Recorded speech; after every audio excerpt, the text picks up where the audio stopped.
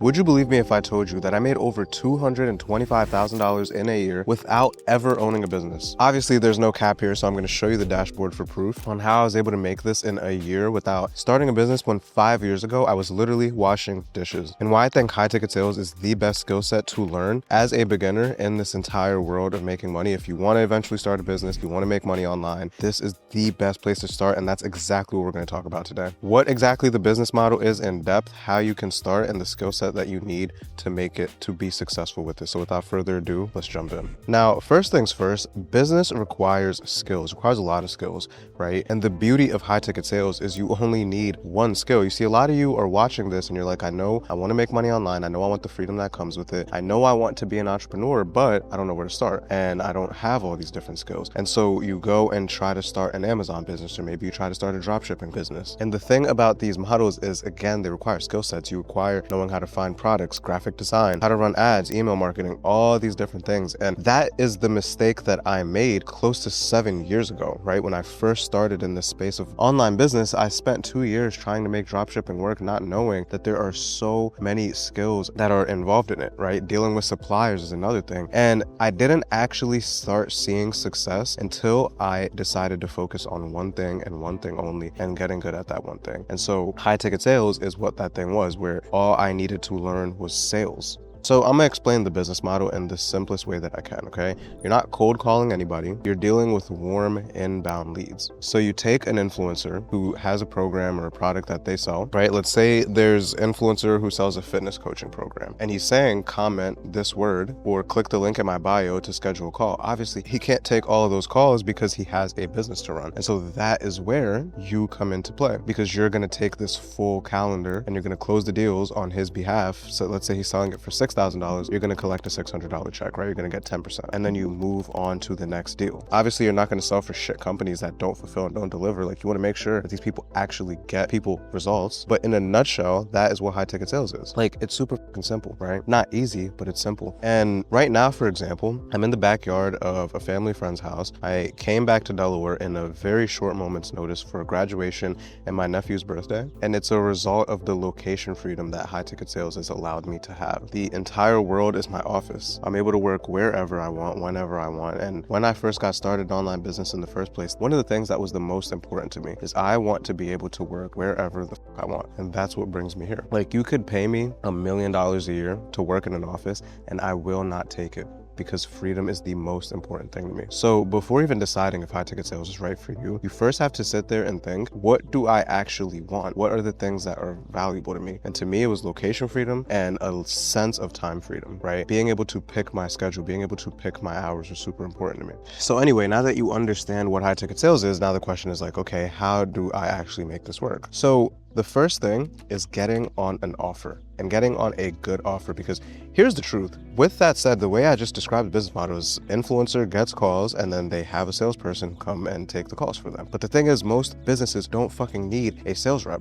Most businesses are shit. And so a lot of people will watch a video like this, they'll hear the concept of high ticket sales, they'll get super excited and then go and apply and then take the first thing that comes their way, and then it'll be a shit offer, shit company, and then you'll be jaded. And so that's exactly why I created the offer checklist, what we're about to walk through here, so you don't end up wasting your time selling for a shit company and you don't make any money, and then you're like, fuck high ticket sales, and then you go back to your 9 to 5, which is obviously not what we want. So the first thing you need to do is you need to get opportunity put in front of you. And how you do that is through job boards like Closers.io, Hardly Selling, places that you can get your name inside of their hiring pipeline is number one. But if you don't have any experience, you're probably not going to get a ton of offers sent your way, which is cool. So then you have to take matters into your own hands and you reach out to influencers. So it's very simple, right? Let's say, you find someone who is very clearly selling a course. Let's say you just type in fitness influencer into your Instagram search bar and you find someone and then you just DM it, keep it simple. Hey, are you looking for closers right now? That's it. You don't need to send this long ass paragraph. Like, people send me these long ass paragraphs and guys, no one is going to answer that, right? And you don't need to like overly personalize it because it just comes off super gay. hey. If you're like, hey, I see that you're in this business doing this, it just does not seem authentic. Versus if you just straight up are like, hey, are you looking for any closers? They're either going to answer yes or no, or they won't answer. And if they don't, just bump them. You just follow up with them. Do that. And then you know the little person icon or the little drop down icon, right? You're going to hit that. And then there's going to be a bunch more people who have similar pages. And then you're going to do the same thing. And you're going to send 20 to 30 of these a day. Now, the two things that I just described, that's the hard way. Now, the easier way is to get inside of a program that is going to teach you the skill set of high ticket sales and help place you on an offer and give you access to a job board where you can apply to roles that you don't need to go guessing for. You don't need to guess if they're hiring. You don't need to guess if this is going to be a good offer. And being able to get a referral from a trusted person in the industry. And that's exactly what I help my clients do. Like Damien, for example, was selling for a pretty shitty company, and in a whole month, he collected like $39,000 and made like $4K. And then we started working together, and I was able to help him get on a better offer for one of the biggest YouTubers in this space, who collectively has 18 million followers, and he was able to make 10 grand in less than 2 weeks. Offer is so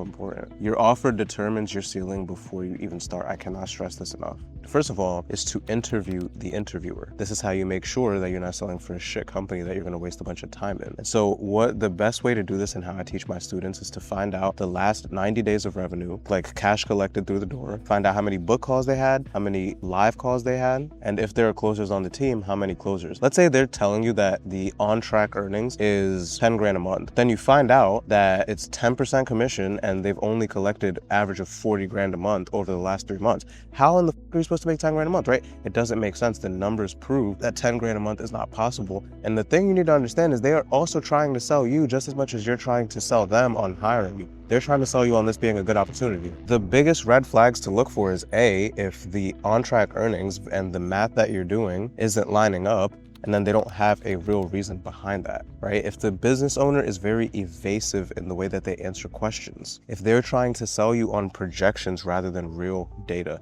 most businesses do not need sales reps. You're gonna come in there and they're gonna expect you to save their business. I'm trying to save you a lot of headache here. So those are the red flags, is evasive answers, the numbers not adding up, selling you on projections. Another thing is if they have non-competes inside of the contract, meaning they're trying to like own you, right? I won't get into the whole fucking lawyer conversation, but if there's a non-compete in the contract, I would run. Or if they're talking shitty about previous employees. Now, some green flags and some things that you're looking for is that the numbers do add up, is that their refund rate is under 5%, that the reason they're hiring is because of growth and because they have more calls than their sales team can handle, not because they're expecting you to like save their business. And through this, you should be able to land a role that you can make at least 8 to 15 grand per month if you were to close around 30%. You see, the reason you need to start on an offer is because most programs will tell you that you need to do a bunch of fucking role plays, which is a fabricated, made up situation. No, you need to get in front of real prospects. You need to get in real sales calls so you can be able to practice anything. There's nothing to practice. And so otherwise you just keep spinning your wheels and jerking yourself off to this idea of high ticket sales because of a role play. And by the way, if you need help with this entire process, if you need help getting on an offer and you don't want to do this the long way,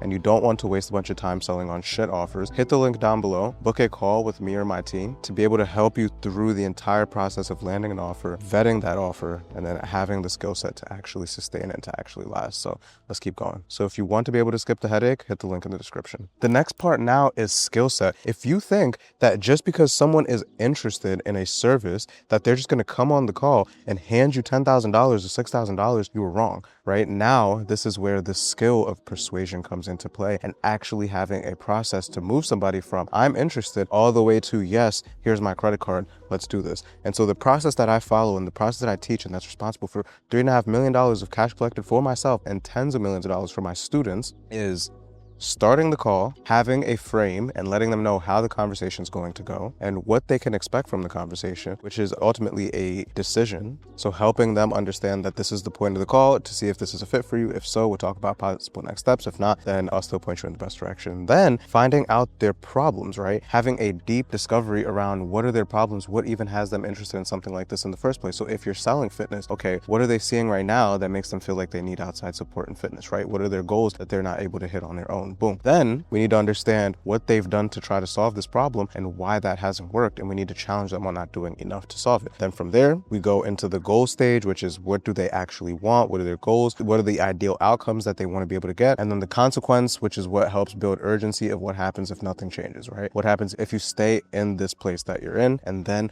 we pitch, and then we present the product to them or the service to them. So this is important that you're able to go through A through Z of this process, because that is what's going to help them make a decision, right? You're taking them on this emotional roller coaster. You ultimately need to make this person feel understood, okay? They need to know that you are the expert in their specific problems, and they can see a path of you helping them solve it, and they have the actual urgency to do something about it. Once you know how to vet a job, once the skill set is down, only a matter of time until everything starts to click. But this isn't an overnight thing, so I'm gonna give you the roadmap, okay? I'm gonna give you a 90-day roadmap of what it'll look like going from 0 to 10K a month in 3 months. So the first 30 days, your first priority should be to get on a offer. Nothing matters if you are just practicing with vanity. If you're just practicing with make-believe, get on a offer, start doing outreach, get into those hiring pipelines, get on job boards, hit the link in the description so that you can be able to fast track this process and you're not just sending hundreds of DMs into the ether. That's step number 1. That's what you're gonna do for the first 30 days is get on a roll. Don't watch a video like this and then just fucking feel good. Day 30 to 60, this is where you're gonna get kicked in the face, but this is where you're gonna get actual reps in, right? So let's say it takes you 2 weeks to land a role, okay? Like if you're actually moving quickly, you're interviewing, you're able to vet the offer, 2 weeks to land a role. And then from day 14 to around 60 is where you're actually going to